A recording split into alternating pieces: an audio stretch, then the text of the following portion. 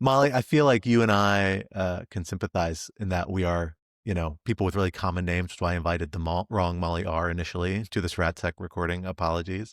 If it makes you feel any better, I am like only the seventh or eighth notable Scott Anderson who even works on the same stuff that I work on, like Middle East national security stuff, which is why I throw that middle initial everywhere. Maybe we just need to start putting your middle initial right in the middle of the Molly R to keep it so you can be Molly SR or something like that. It would be Molly LR, but I really haven't had much of a problem before now with the Molly confusion. When I run into other Mollys, they're usually not humans. They're usually dogs. I think it's a more common dog name than a human name. I took a quiz based on data at some point where I wrote in Molly and it said, this is a dog name, not a human name. So Wow. Well, I'm a human, I swear. I have had the weird experience over the course of my lifetime of having an uncommon name that became a super common name. I didn't know other Benjamins when I was a child. And then now everybody seems to be named Ben. And so I sort of feel like, I don't know if I was the thin edge of a wedge or or if everybody got named after me or what, but I sort of feel like I went from having an unusual name to having a really ordinary name, and I don't like it. It's like the great Ben Franklin I think you should revival. just assume that they're all named after you. I think in that's, honor of Benjamin Wittes. That's the logical conclusion.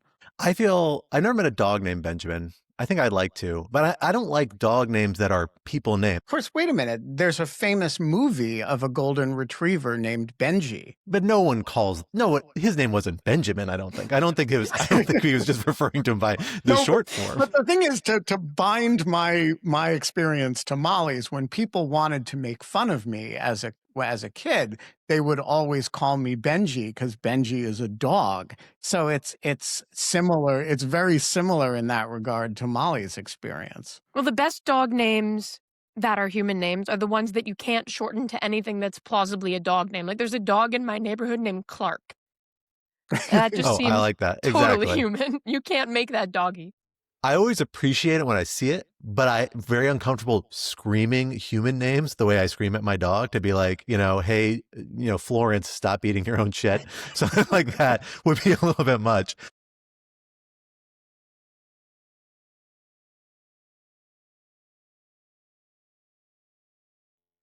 Hello, everyone, and welcome back to Rational Security, the podcast where we invite you to join members of the Lawfare team as we try to make sense of the week's biggest national security news stories.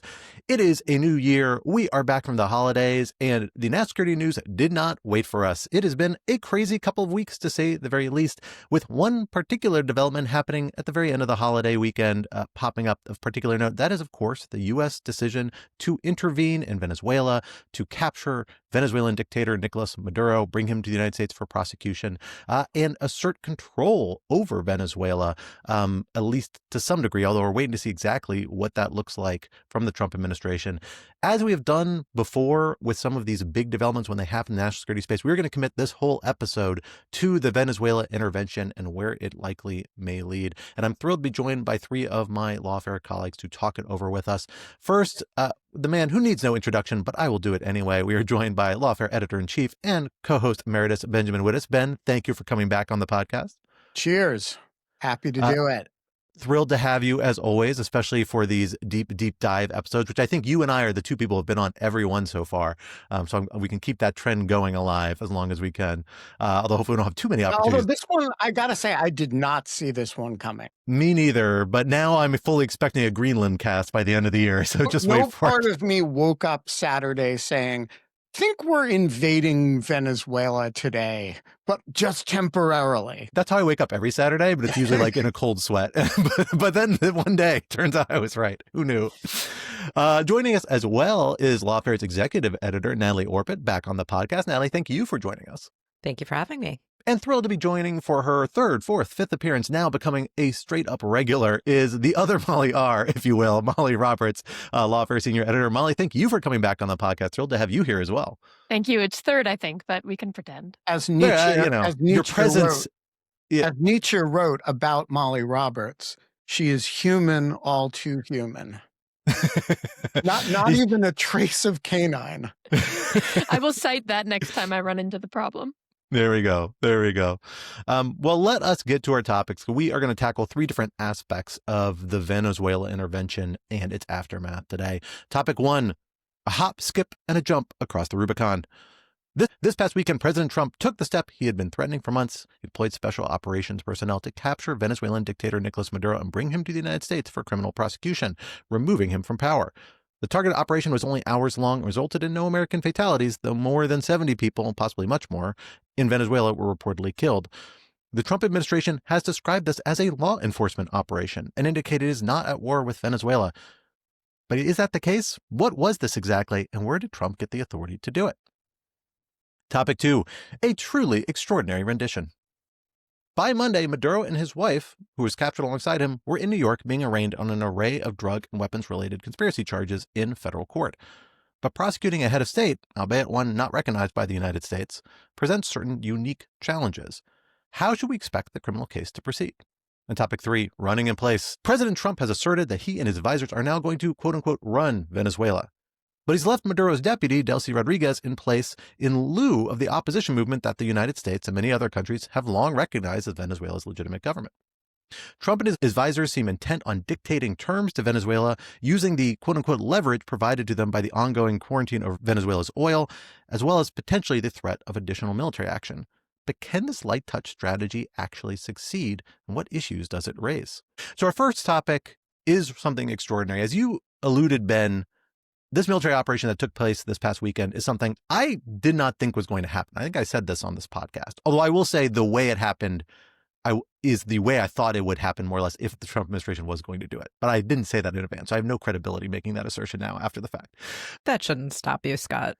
It never has and it never will, honestly, not on this podcast. The Trump administration's decision to do this, what is a very targeted operation in Venezuela. This is a big departure from the big precedent that everyone cites, the 1989-1990 intervention in Panama, which the George H.W. Bush administration sent tens of thousands of U.S. troops. I think it was between 20 and 30,000 U.S. troops to Panama for about a month and a half, essentially spanning December and January 89 and 1990, removed Noriega from power, did effectively kind of occupy the big chunks of the country until the government in exile was able to come back in. That's not what's happening here. This was a 2 to 3 hour long U.S. military operation that's now over. And now the Trump administration is essentially, again, trying to dictate terms to the government that it's leaving in place, essentially the Maduro regime sans Maduro. So, Ben, I kind of want to come to you first on this. How do we end up on this kind of strangely shaped military operation? It's very different from what prior regime change efforts have looked like, deliberately so, if you believe the Secretary of Defense. But it has equally, if not more ambitious goals about what the Trump administration is saying this is going to achieve. How do we square those two things? I mean, is this some secret sauce the Trump administration has stumbled upon, or are we perhaps being sold something that's a little different than what the Trump administration is framing it as? So I think the confused manner in which you're asking the question is exactly right and is, in fact, in a meaningful sense, the answer to the question. I think a lot of these questions there's no evidence that I can see that they were thought through at all. On the one hand, this is being described as a law enforcement operation, and the goal appears to have been the capture and removal of Nicolás Maduro and bringing him to New York for trial. There doesn't seem to have been a lot of thought to, other than we're not going to do it, to what happens to the rest of the regime. Is this about effectuating a law enforcement thing, or is it about the oil in Venezuela and that has been supposedly stolen from us? Do we even know what terms we are dictating to a regime that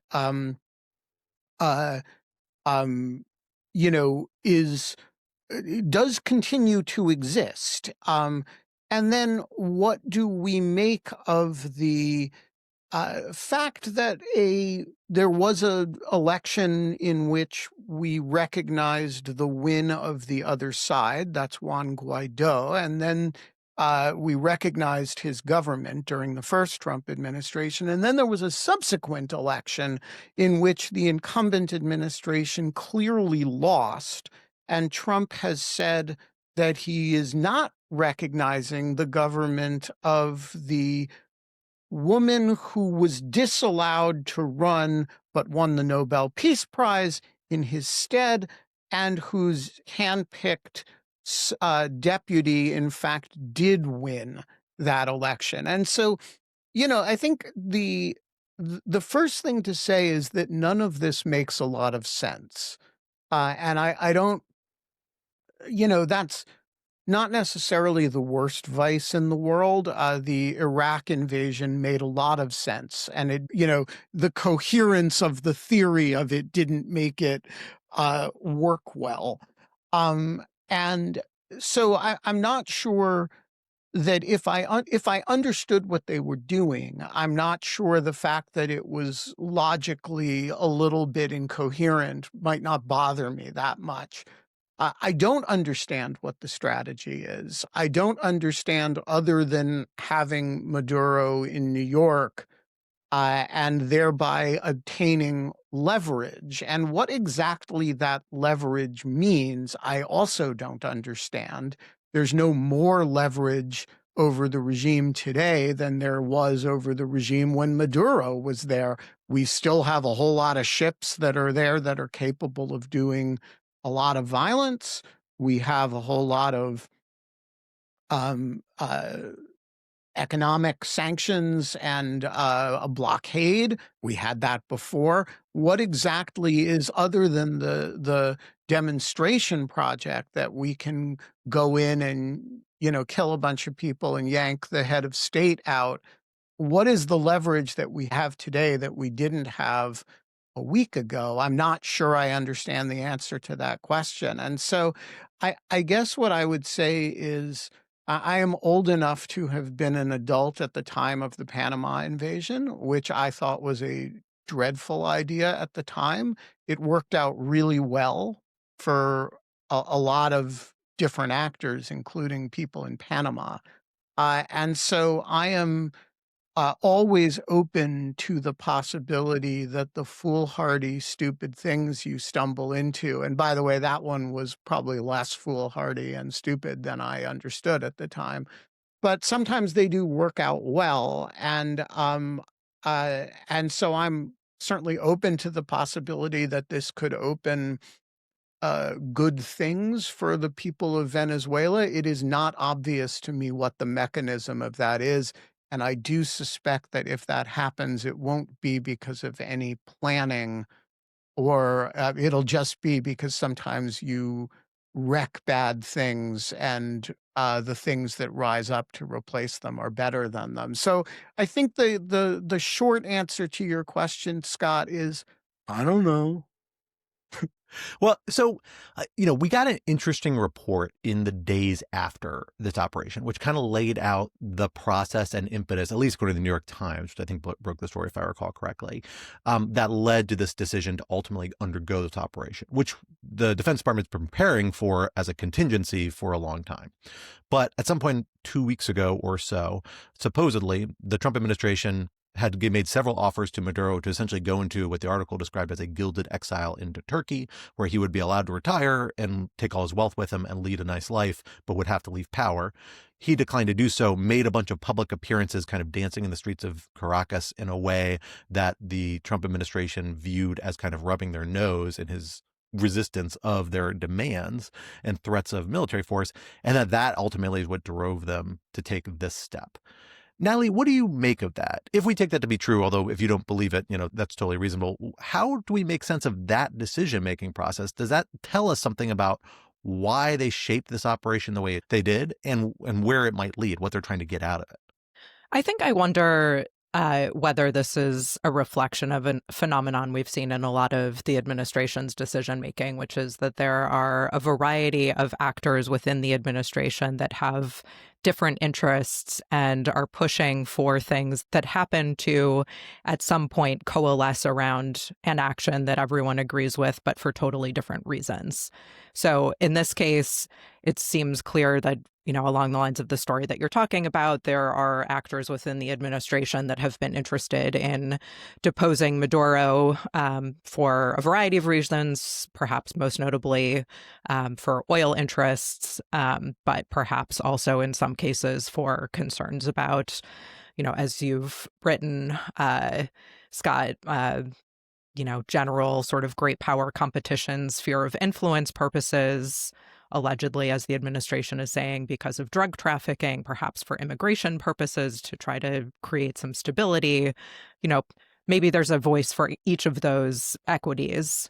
But there's also a criminal indictment of Maduro that dates back to 2020. And so it's quite plausible to me that there are actors within DOJ who are not thinking about these regional concerns or the foreign policy implications or even the national security implications, but are thinking about the fact that there is a criminal, a purported criminal defendant who they would like to get their hands on. And if you look at the indictment itself, it does not give the impression that it was slapped together at the last minute as a pretext for what is otherwise a foreign policy goal. It does seem like a genuine effort to try and convict an alleged criminal. So I just don't know whether we should analyze it or even try to look for a cohesive theory out of what happened as much as a convenient confluence of people who wanted to take action against Maduro for wildly different reasons. Right. I mean, I guess you could look at it the other way around from what you just said, Natalie. You were saying the indictment doesn't read like it's a pretext for military action. You could say that in some ways it was convenient, helpful that there was this serious indictment for people who wanted to go and invade Venezuela. Yeah, it's interesting to figure out how these different pieces fit together. Because I will say the thing that really strikes me about this, and this has led to my somewhat unorthodox operating theory about why things end up the way they did, is that this is fundamentally actually a very small c conservative operation step, right? The Trump administration, look at the Panama precedent and other precedents, could have done something much more ambitious. Instead, the amount of skin it's willing to put in the game, the risk here is pretty constrained. It's a snatch and grab that involved serious risks, but real risks to U.S. personnel. Notably, they took pretty aggressive preemptive defensive actions in defense of this personnel. I mean, they hit targets all over the country. That's why they killed, 70 to 80 people at least on the ground in Venezuela. Again, I think that suggests they're really trying to hedge their risks on this. So, the boldness and audacity, the way Pete Hegseth described this move, I actually think is really kind of overstating it in a way.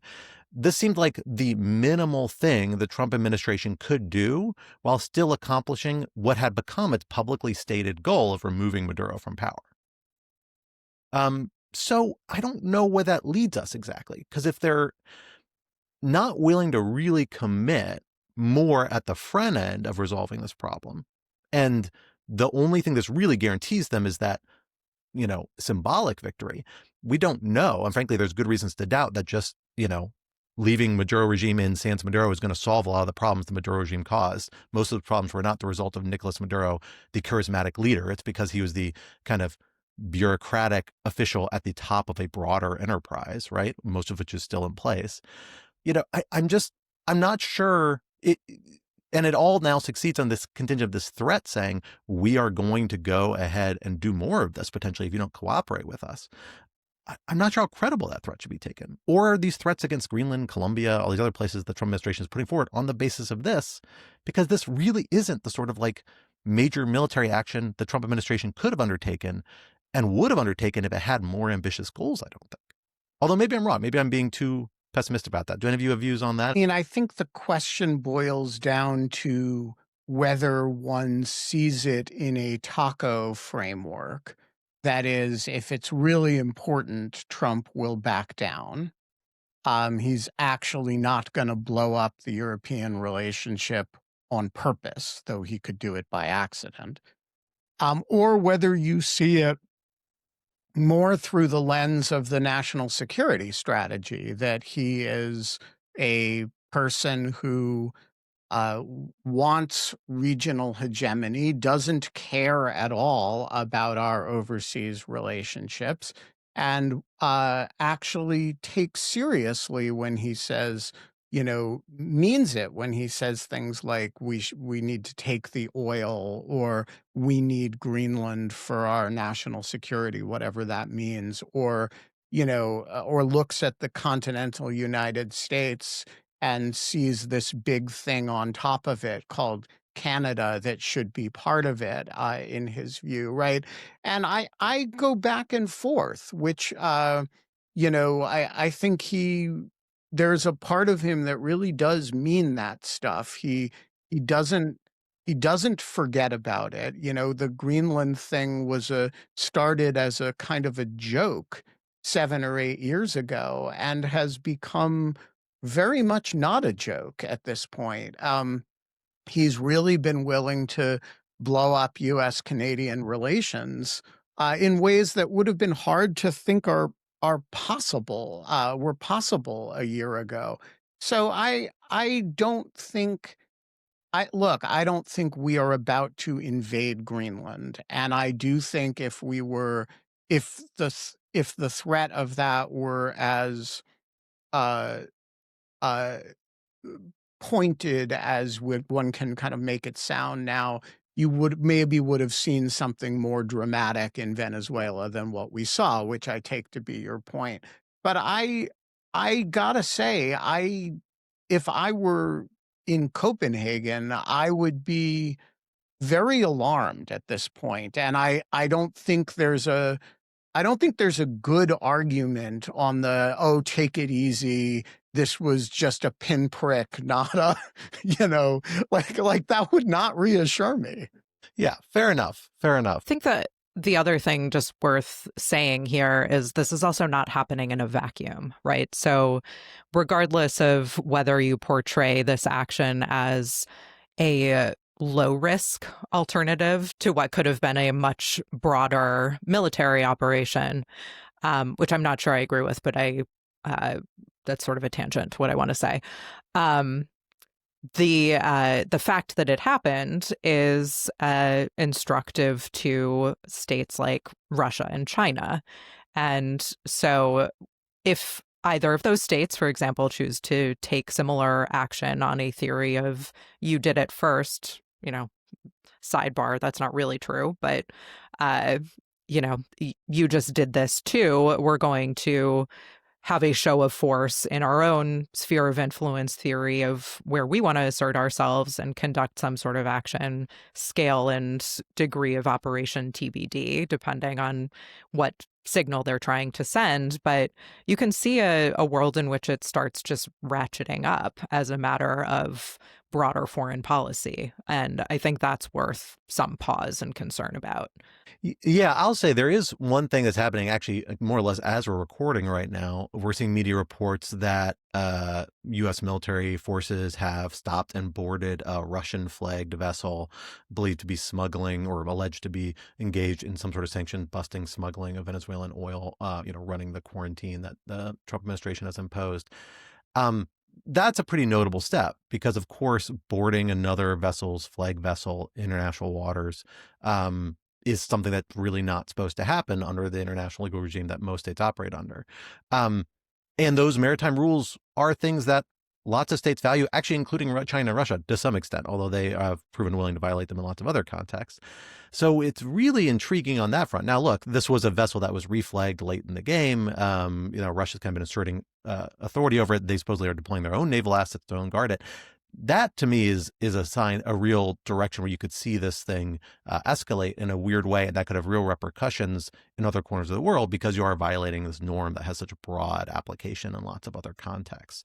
So there's definitely a risk here. I don't want to frame this saying that there's no risk, but I also am not convinced that all of these risks are a sign that the Trump administration is the mad dog it claims to be in international affairs, and its desire to leverage that reputation, which you see in Denmark and other places. And I have no doubt it will do somewhat successfully because I think all these other countries do have to take into account that real possibility.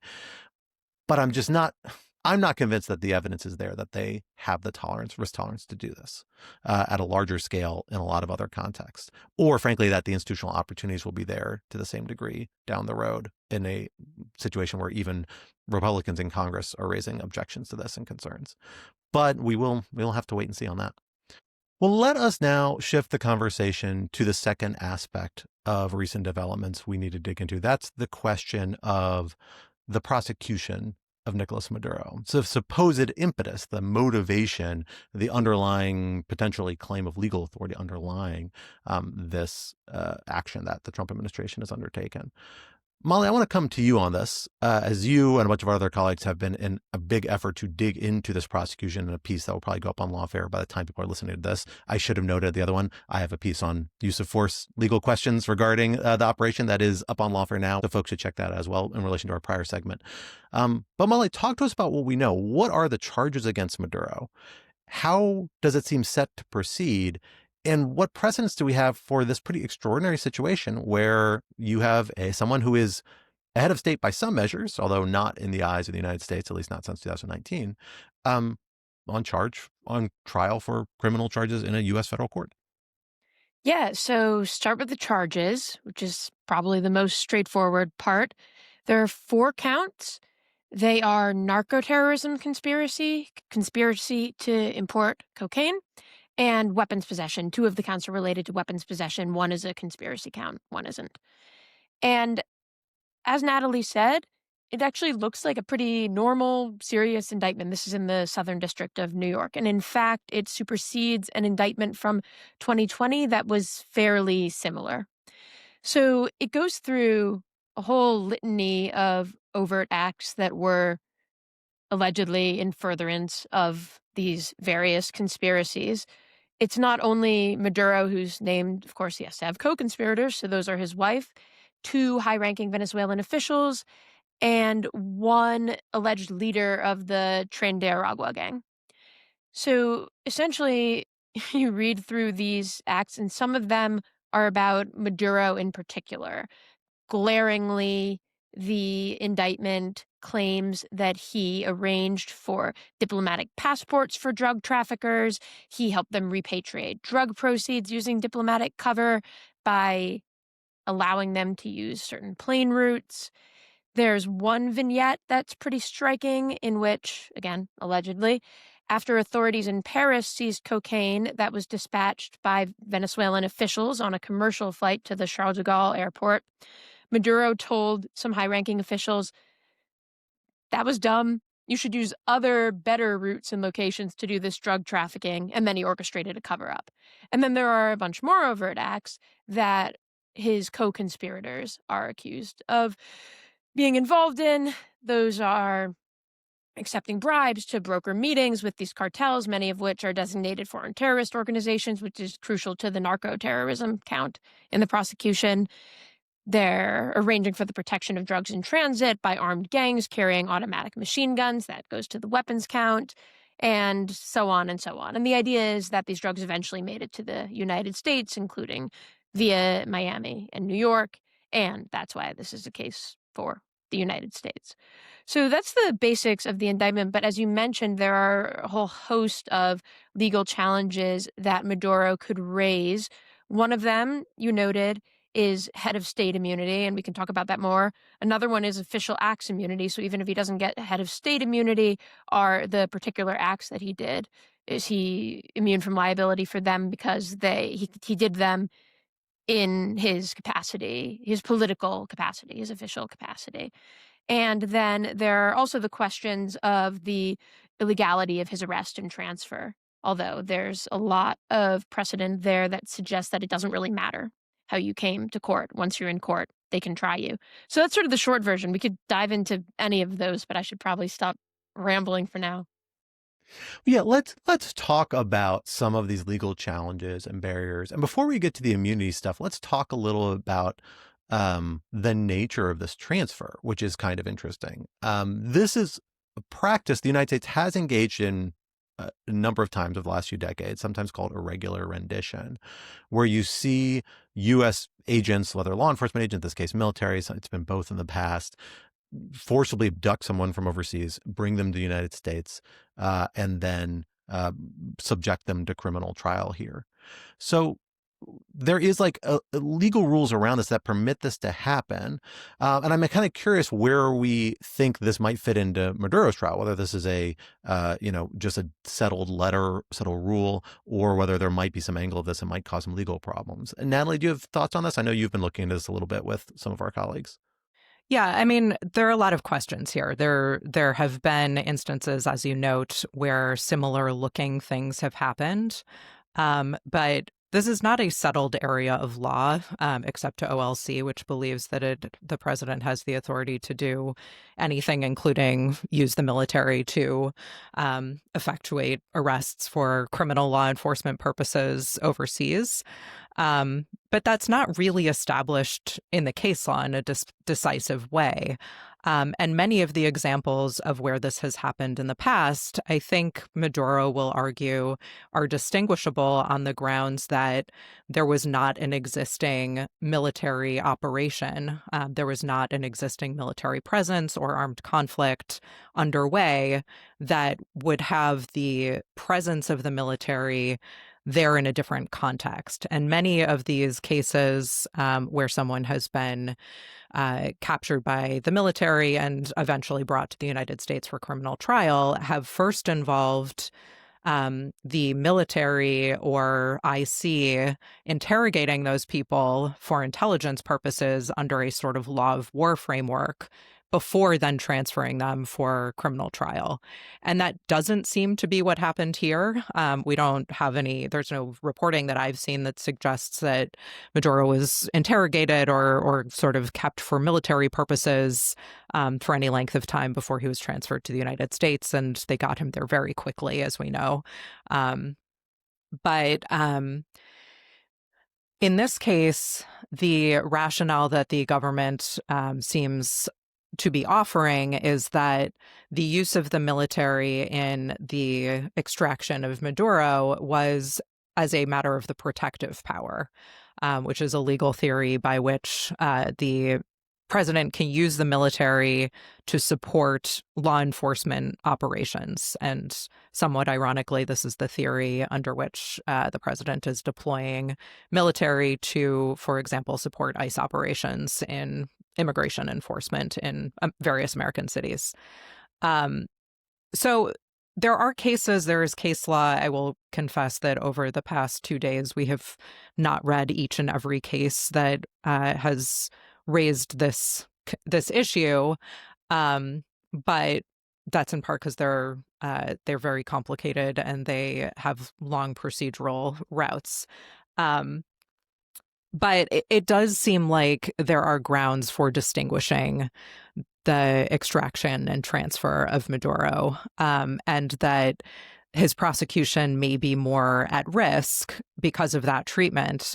There's also some evidence. First of all, some of the main cases are not binding precedent on the Southern District of New York. There is a doctrine called the Kerr-Frisbee doctrine that, as Molly suggested, essentially seems to say that no matter how you got to court, it's not really the concern of the judiciary. There is not a due process violation sufficient to affect your criminal prosecution if it happened basically between your arrest and your arrival in court. But it does seem like there's some case law that chips away at that a little bit, and that none of it is Supreme Court precedent, so we'll see where it goes. But some of the theory, for example, in one of the cases that we read is that since those cases were decided, one of the Kerr cases from the late 1800s, the Frisbee case is from the 50s, I believe. And those are the two cases that are referenced in the doctrine. There's a case in which the judge suggests that the Supreme Court's understanding of due process has actually expanded with respect to the due process rights of individuals who are the subjects of extraterritorial criminal prosecution. The bottom line is that there are cases that look very bad. for Maduro's ability to argue that the way in which he was captured and brought to the United States should affect the viability of the charges against him. I think it is an overstatement to say that any such claims are decisively barred. And I think regardless, it's going to be litigated, right? If you're Maduro's defense counsel, you are raising these things. You are doing everything you can to distinguish from precedent that doesn't work for you. And I think there are a lot of things that they will try to raise, and we'll see how the court receives it, and we'll see what the government chooses to use as its strategy for pushing back on it, because it does, as we've discussed in the previous segment, have other equities at stake, though it may not care about the coherence of its arguments in court versus on the global stage. How about you, Ben? I mean, I will admit my reading of the case law is fairly skeptical of any real effort to contest the capture of Maduro. Although there is this little hook, the Toscanino line of case in the Second Circuit where they're bringing this, which opens the doors for some claims about, Fourth Amendment and human rights violations. I have to go back and refresh myself exactly how they intersect. But I know it's a little bit of a carve out to the Kerr-Frisbee doctrine, although that's even been narrowed a fair amount by subsequent case laws, I recall. I think specifically in the context of like the Oda prosecution in 2008, which I think was, if I recall correctly, was the Nairobi bombers. But regardless, what do you think about this, Ben? Do you have views on this particular issue? So I have not studied the specific question of kidnapping de facto or de jure heads of state to bring them to criminal trial in... It's a booming area of law, Ben. It is a booming area of law. I will say, the general proposition that you can render people from intelligence or military custody to the criminal justice system is an unremarkable proposition at this point, whether you're Ramzi Youssef or any number of counterterrorism suspects or General Noriega. And the fact that there may have been some grotesque abuses in the context of those kidnappings does not actually much impede the prosecution as a general matter. I will say that the cases that are closest to this one, which is to say Noriega, I don't think there are any other heads of state even arguable. And I don't know that there are other ones in which the United States sort of invaded the country for the purpose of effectuating a warrant, right? So you've got some unusual arguments here. The Noriega case, as I recall, is all 11th Circuit law, which does not bind the Second Circuit. And so I think you could imagine a case in which the Second Circuit revisits some of that stuff as an original matter, and you end up with a circuit split that the Supreme Court would have to resolve. I do think if the Supreme Court had to resolve that stuff, the likelihood that it would, 30 plus years later say that Noriega was all wrongly decided and that you can't do that is vanishingly unlikely. So I agree with Natalie that there's stuff to litigate here, but ultimately I also agree with Scott that it's not going to go Mr. Maduro's way. I agree that it is unlikely that if this gets to the Supreme Court, they will decide that Noriega was wrongly decided. But I do think there is some room for a limiting principle to be put on Noriega in the sense that there are aspects of the Maduro case that are sufficiently distinct that we shouldn't understand the 11th Circuit Noriega decision to be broad enough to cover what happened to Maduro. I think that's right. The Toscanino case that you mentioned as well, my understanding, and you can correct me if I'm wrong, Natalie, is that the idea is basically that if the conduct surrounding the kidnapping or capture of a defendant was so grotesque or shocking to the conscience, the overall Kerr-Frisbee rule could be overcome, but then the Second Circuit made clear that that was pretty narrow. and that really it was referring to things like torture, which obviously in this case didn't occur. But there could be rethinking. Did it obviously not occur? We have no evidence at this time that it took No place. evidence at this time. Yes, I shouldn't get ahead of myself. But, even in the Noriega case, they blasted rock music outside the Holy Right. See where he was taking refuge, and that comes a little closer to something that looks like. Especially to the poor priests who manned that embassy. It was like collateral torture. Yes, maybe they would have found more sympathy if they'd been lodging the challenge. But in any case, so it would take a rethinking here to say that the totality of the circumstances were shocking to the conscience in a different way to create an exception to Care Frisbee. Otherwise, I Yeah. think there are various ways to distinguish Noriega from Maduro.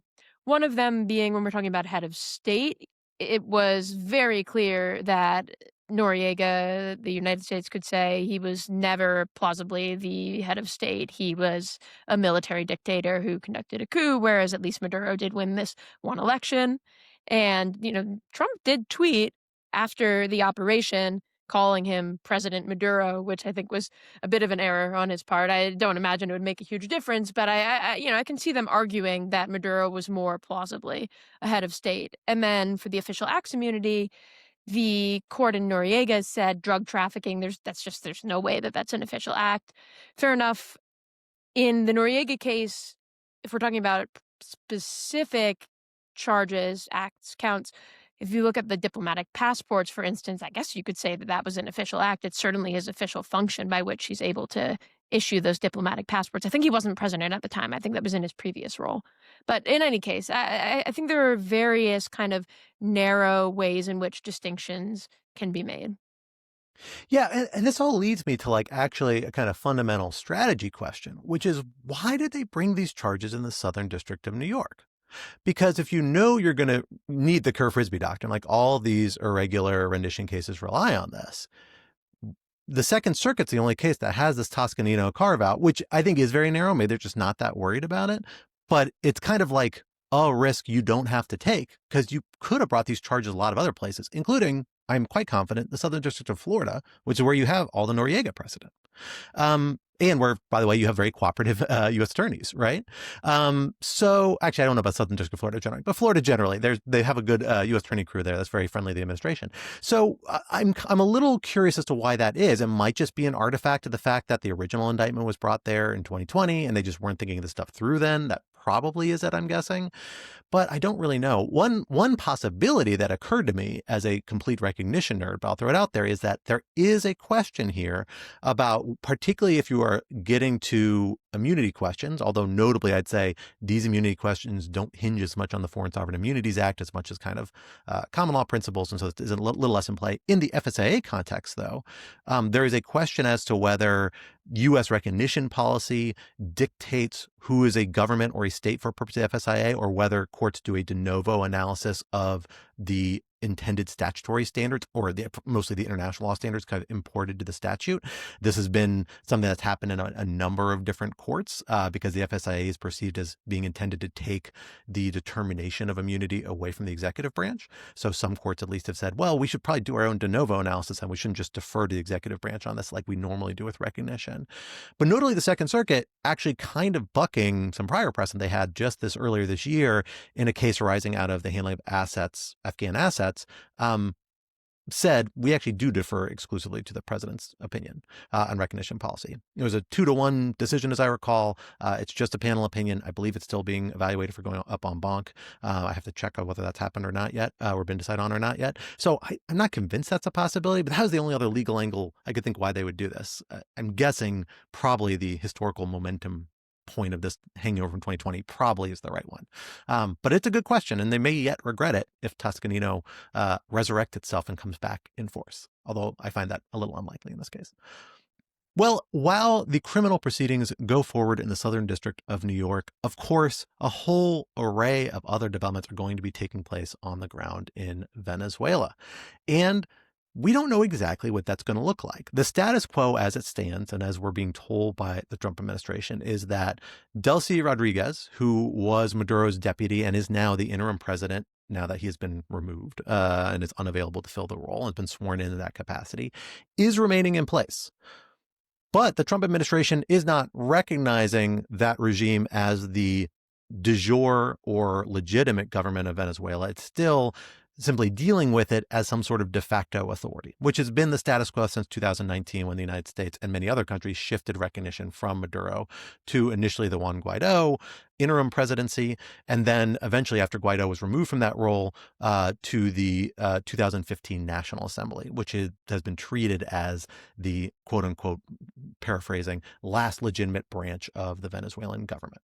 That's the kind of line and where the Biden administration landed on this. And there's no signs that I've seen, and I have been looking for this, that the Trump administration has consciously changed policy since then. In fact, we've had a lot of courts still assuming that this is the case and ruling on things like who gets to determine the litigation position of PDVSA, the Venezuelan state oil company, and things like that in U.S. courts.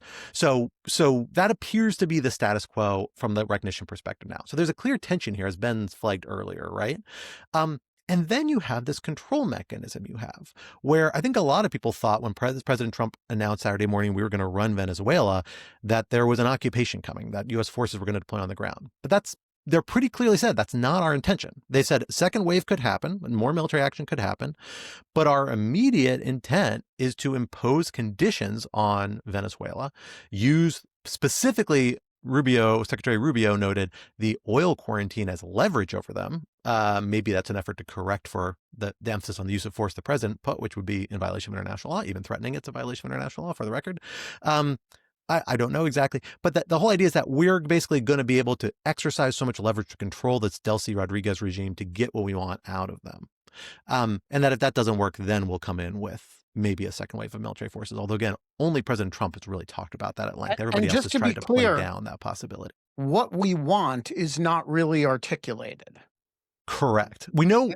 So what we want so far seems to be, weirdly, oil. It appears to be entirely focused on the fact that there are legitimate international legal complaints by U.S. companies that Venezuela in 2007 or so expropriated their property in Venezuela, the Venezuelan government. And companies have been seeking compensation for that since then. But notably, that is not something that can actually justify the use of military force, like very clearly under the UN Charter. The UN Charter only allows self-defense claims, not expropriation claims, to be a basis for using military force without UN Security Council authorization.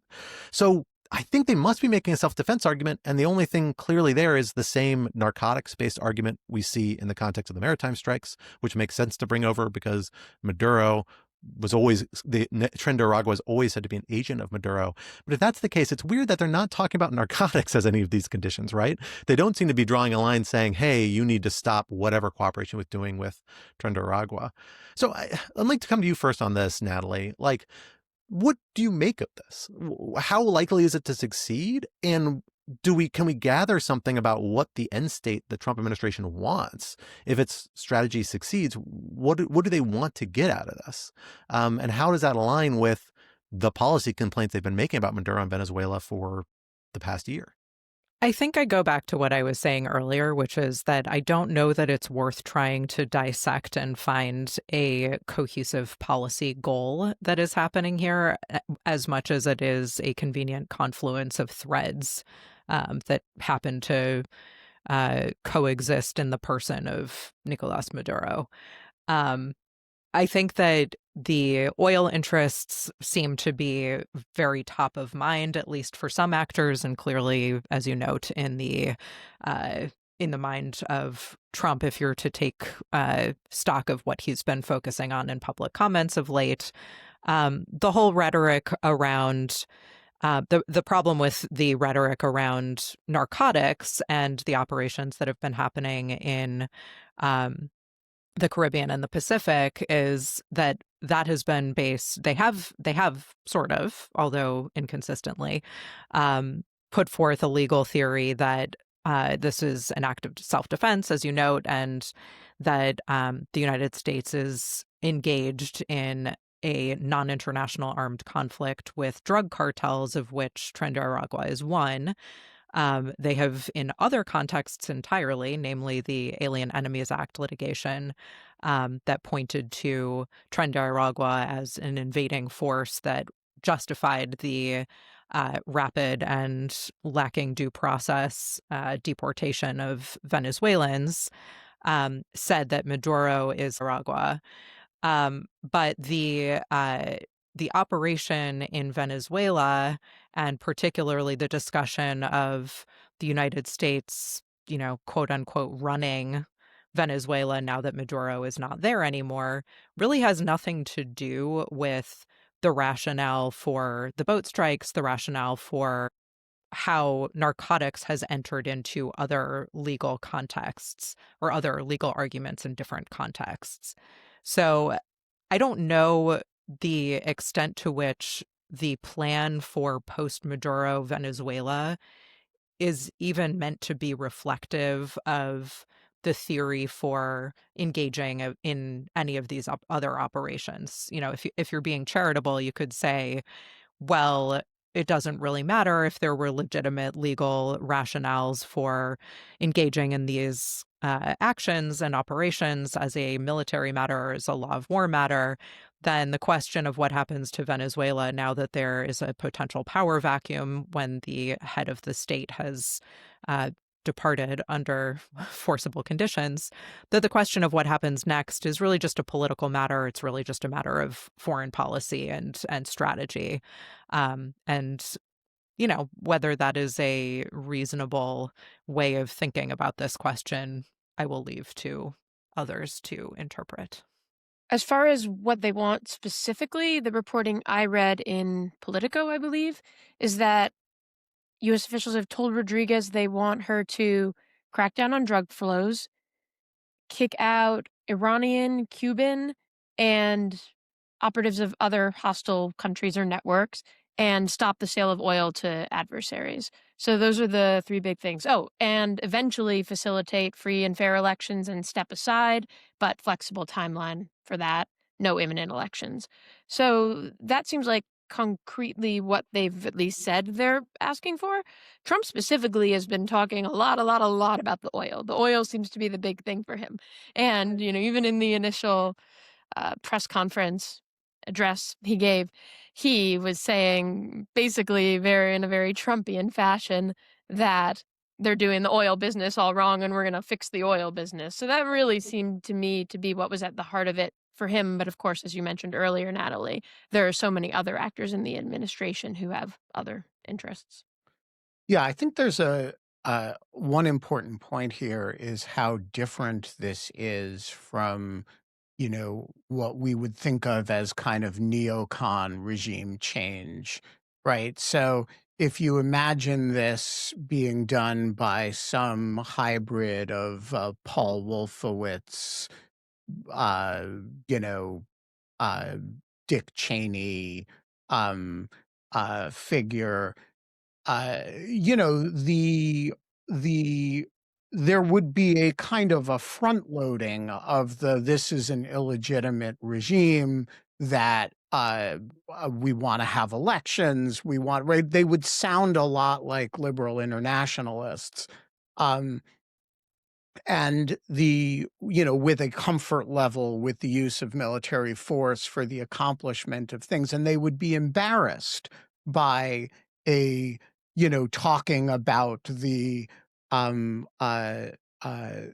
talking about oil, right? Dick Cheney didn't used to like it when people would say no blood for oil, right? And it was important to the Bush administration during the Iraq escapade that, they had a common vocabulary with people like the Washington Post editorial page, where both Molly and I served at different times.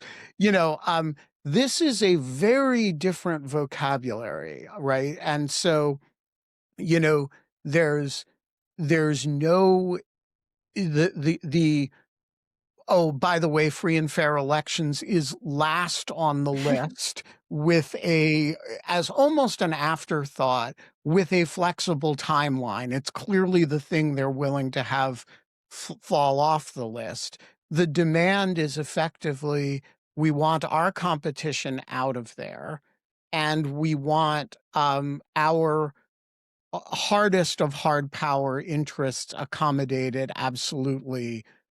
In other words, you become our client. Um, it's a real kind of gunboat diplomacy attitude toward. There was a book actually by a former Lawfare student contributor named Sean Mirsky about the period of gunboat diplomacy, and about U.S. foreign policy in Latin America in that period of, up to 1920 or 1930 or so. And this really has a lot of echoes of that, and it couldn't be more dissonant with the tone of the more recent advocates of regime change in different countries. To the point you make about Iraq and the contrast with Dick Cheney, Joe Scarborough said that he talked to Trump this weekend, and Trump said that the difference between the invasion of Iraq and the current operation was, quote unquote, that Bush didn't keep the oil and we're going to keep the oil. So, yeah, very upfront about the oil, and opposite, like you said, they're not presenting themselves as liberal internationalists. Stephen Miller also went on CNN and said, we live in a world, the real world, that is governed by strength. Kind of his first principles thinking, iron laws of the world since the beginning of time. We can do what we want because we're more powerful. It's the Millian dialogue theory of international relations. Millerian dialogue, something like that. We'll work on that. We'll workshop this. Millerian, but it's Stephen Miller, so it's Millerian. Oh, Millerian. Yeah, very good. I like that. I wish I thought of that for my object lesson. There you go. This all kind of, in my mind, ties back to kind of my initial assessment that there's like a small c conservative thing to do. And frankly, that's part of the reason why I think parts of this might kind of succeed. It's because just isn't that ambitious an agenda in a lot of ways, at least the things they really seem to care about. America had huge ambitions when they transformed Iraq, and that's part of the reason, frankly, why things fell so flat, is because they're very big ambitions, hard to live up to. Here, a few of these steps, oil concessions, kicking Iranian and Cuban operatives out of the country, are things that will be painful for the Rodriguez regime to do, but they will have the benefit of the United States with a gun to their head and being able to use that as an excuse to say, hey, Iran and Cuba, don't get too mad at us, like we have to do this, right, if they're willing to do it. Cracking down drug flows is the one thing that strikes me as the biggest challenge here, because again, most of the actual assessments of this stuff are not that Maduro was single-handedly the man holding the drug operation together or running it. It's that he was as much a figurehead for a whole bunch of other powerful influence that are still there running, drug trades to a very extent, and a bunch of other corrupt and problematic activities. Those people are all still there. But then again, those are also the things that it's a much more subjective standard about what it is. Like, how is the Trump administration going to measure drug flows? How have they measured drug flows so far? How have they, proven that their maritime campaign has been successful or not? We haven't seen a lot of evidence of that. And so it's one of those things where they have a lot of ability to shape the reality about whether they think it's successful or not in their public statements. And then the election bet, again, that slides. So, given that their ambitions are relatively limited, it kind of fits in with this idea is that they just want the state to remain exactly as it is, the status quo, with just a few small edits. And that's a limited sort of action. It's dramatic, it's big, it's potentially has regional consequences, particularly if it all falls apart. But that lack of ambition, the narrow targeted consequences, does make this in some ways like a more feasible plan. It still is such a light touch footprint. It just seems like lots of ways for it to fall apart. And then you have to see if the Trump administration is bluffing or not. I'm really being willing to go do something much bigger. And I think it might be. But we'll find out, or maybe hopefully we won't. Well, folks, that is all the time we have here today to talk about this very special topic of Venezuela, which I do not think is going away, and we'll have opportunities to revisit in future episodes, if not in such concentrated fashion. But this would not be Rational Security if we did not leave you with some object lessons to ponder over in the week to come until we are back in your podcatcher. Natalie, what did you bring for us this week? I have brought a recommendation for a mini documentary, or maybe it's not so mini. I'm disclosing that I have not actually finished it yet, but it is of such great delight to me, and I'm confident I will enjoy the whole thing whenever I finish it. And that is a documentary that was made in honor of the 100th anniversary of The New Yorker. It's on Netflix. I'm completely forgetting the name of it and the directors, although they are eminent and very talented, and I do deeply apologize to them. I'm admittedly a total New Yorker fangirl, and, I have the calendars and I have the tote bag, and my husband makes fun of me because I constantly interject into conversation. Oh, I read this really interesting thing in the New Yorker. So, I'm predisposed Such a to enjoy traitor to this, but Chicago, your native land. I know, but Where's the don't get me Chicago started in on magazine? They scream in Chicago, but no, nothing. No I know, interest on but Natalie's part. I will leave for another day offline the discussion of why the New Yorker has moved far beyond its regional capacity, and the fact that my grandparents, who lived in Cleveland or Chicago most of their lives, were big New Yorker fans. So it's in my blood. Anyway, the documentary is lovely. It's a nice history of the magazine, which also sort of touches on the history of journalism in the United States, but a really nice overview of how the magazine became what it is, which is this really, if you think about it, quite weird combination of everything from fiction and humor, which it started as a humor magazine, basically, to really hard-hitting reporting, like the first journalist to visit Hiroshima after the nuclear bomb there.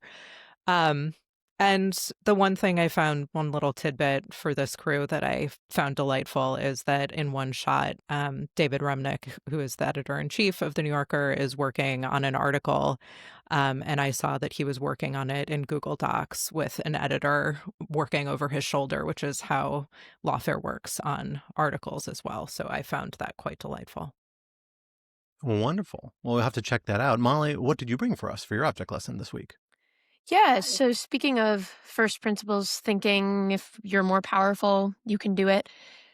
President Trump, as Ben has heard me talk about at length, has somewhat lawlessly taken over all of DC's municipal golf courses. So, in honor, I don't think honor is the right word of that, and I have it here. I have brought this wooden putter that I bought. It's not mine. It was a gift that I gave for Christmas, but it's very beautiful, and I wanted to give a shout out to the woodworker who Ooh. goes by for his shop Naughty by Nature. Haha. And he makes a lot of really gorgeous bowls in addition to bespoke putters. I don't think bespoke putters exactly scream public access golf, but there you have it. I love it. I love it. My father is a golfer, and I've gotten him every possible conceivable golf-related gift, I thought, for every holiday. The point I'm out of gift ideas, and now you've just given me another one. So you may have bought me one more year of reprieve before I have to shift my fire to ties. So thank you for that, if nothing else, Molly. I'm happy to be of service. Wonderful. For my object lesson this week, I do think I need to bring attention to another big story that if we had not invaded Venezuela, I think we would have been talking about. And that's the fact that this is the 5th anniversary of the January 6th insurrection this past week, yesterday, specifically on the day we're recording. Obviously a day that looms large in the national imagination, as it should, and should continue to, despite efforts by many people to rewrite what that history means. And I will say the Washington Post, while, its op-ed editorial pages have had better days, I will say, still continues to do very good, useful reporting and very compelling reporting on this. There was a phenomenal profile of Nathan Tate, one of the people who was a police officer on January 6th, 5 years ago, and has since become a social studies teacher, talking about how he tries to teach the story of January 6th to his students. It is a really, really compelling and tear-jerking piece by Ellie Silverman, entitled "He Was Attacked on January 6th. Can He Make Sense of It for the Kids He Teaches?" Strongly recommend folks check that out, as I think it really drives home the importance of not letting the narrative flip on that particularly important chapter of American history. I don't think it will, but it's going to take some effort to make sure it doesn't. Ben, let me bring it to you to bring us home. What do you have for your object lesson? No mulligans. You've used your one mulligan. I've in the whole history of rational security, I have taken one mulligan. Just one. And there will never be another one. I also have a January 6th related object lesson. As many listeners of this podcast know, in the wake of January 6th, the estimable Natalie Orpett, on behalf of Lawfare, did a 2-season-long narrative podcast about the aftermath of January 6th, which we called appropriately enough the aftermath. And there was this guy in the aftermath named, appropriately enough, Guy Reffitt, who was one of our the four January 6th perpetrators that we followed, whose case we followed uh, uh, through prosecution, and who was ultimately pardoned and freed by one Donald Trump. And yesterday, my co-host on my daily live stream show, Dog Shirt TV, wandered down on January 6, 2026 to the mall, to the Ellipse, to and go to a protest. And she heard that there were a bunch of January Sixers who had also assembled on the Ellipse. And so she wandered over to listen to Enrique Tarrio and to a bunch of January Sixers. And she whipped out her iPhone and started filming. And she found herself confronted with a gentleman who told her that he was a January 6th perpetrator, and actually the first guy who had been brought to trial, and that his son had turned him into the FBI, and that he had spent 4 years in prison.